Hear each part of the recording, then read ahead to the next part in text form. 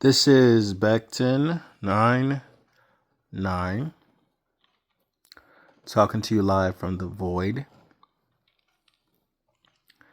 So, if you read the title, this will have some spoilers for season 2 of Fallout, I guess. I was kind of surprised by the first season. Like, I played the games and, I had my own connection to that. And then the old curmudgeon-y version of myself kind of scoffed at the idea that the protagonist was going to be a girl, which sounds weird, but I guess I kind of just railed at the idea. I'm like, girls don't watch Fallout, what the hell is this, whatever. So, but I was able to enjoy the show despite those initial objections, I guess you can say. So I was kind of looking forward to season 2. So far, I guess, to throw the hot take out there immediately, season 2 has been kind of a disappointment to me from sort of what I expected. Amazon, the parent company, and Jeff Bezos and all those people, they kind of own MGM Plus as well. So they have that TV show From that I watch, but From has like mastered the technique of having a new season that barely advances the plot. And by the end of it, you just end up back to where you were in the beginning, just to keep you going or coming back to the next season, in a sense where you learn nothing really happens. The things that they do within the 8 hours, they could have done in one episode, really, or two. But they're just milking it. So with this new season of Fallout 2, halfway through the season, that's exactly how I feel with these first 4 to 5 episodes. I'm not sure if it's 4 or 5. The cliffhanger for the first season was like the first layer of sort of redundancy. We spent the first season bringing the girl, the ghoul, and the brother from the Brotherhood of Steel or whatever together, to just separate them in season 2 to however many episodes it'll take till they reunite, when I'm like, they shouldn't have been separated. Write the story with them together. And then we come to Vegas, and I want to do air quotes on Vegas. Seeing the Deathclaws was cool. It was exciting a little bit. I mean, it's one of those moments where like, oh, look, they're doing the thing. It's cool that they didn't one-shot all the Deathclaws, right? Like, they're keeping the lore up that they're hard to kill. That's respectable. I kind of hated how in the first season, the ghoul guy was able to kill all those soldiers in the suits. It's like, what's the point of having those suits, right? But they kind of gave an in-story lore reason by saying that since he was a soldier, he knew the weak points of the first iteration of the suit. So okay, that makes sense. So if you don't know about the first batch of suits, you would be intimidated by that.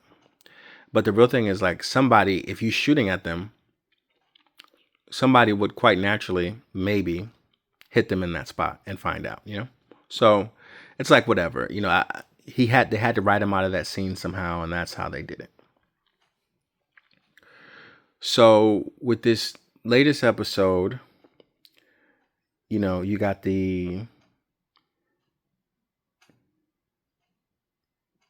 dad sending the reformed wasteland guy to make a deal to send the daughter back to him, or back to the original vault.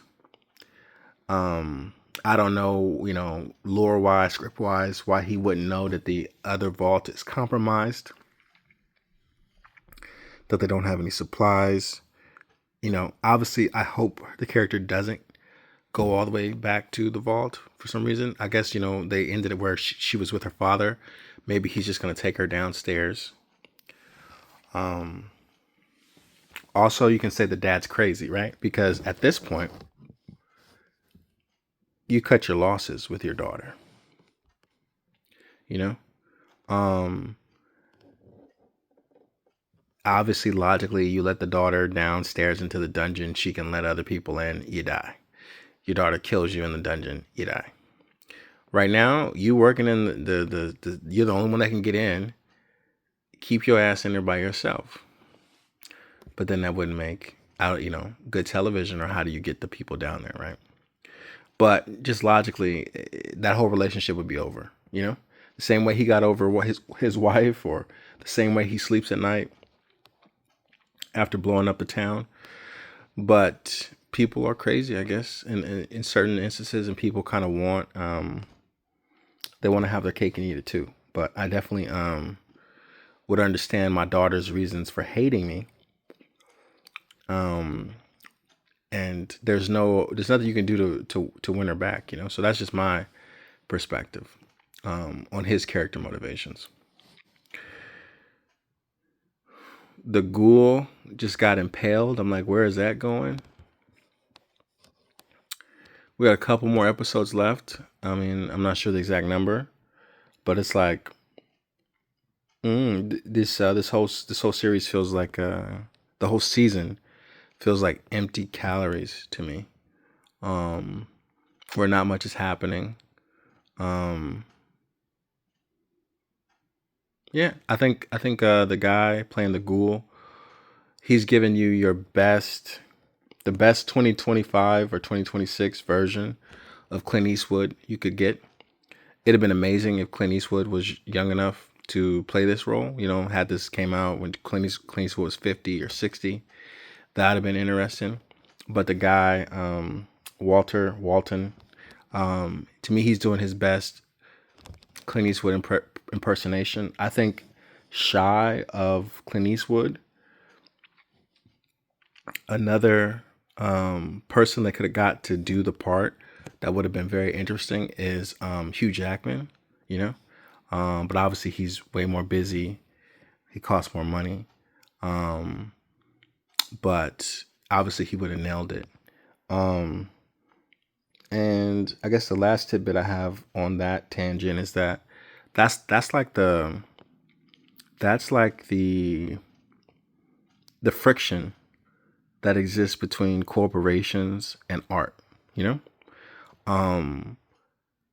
let's get the best possible actor. He costs too much, we won't make enough money. Let's get someone good, so, and I'm not saying that, there's a drop off between Hugh Jackman and the guy they hired, but I'm saying anyone that isn't in these meetings could brainstorm and be like, let's get this guy. And the moment that you say he costs too much, that's not art anymore, in my opinion. That's you're making compromises. So even if we're enjoying whatever we're enjoying, there is an underlying notion that every time you watch a major studio production, is that sure, the budget is high, but they cut corners somewhere, So and obviously it's hard to get a project that's full of passion, because you can't just throw. A lot of people don't have unlimited budgets, but that's neither here nor there.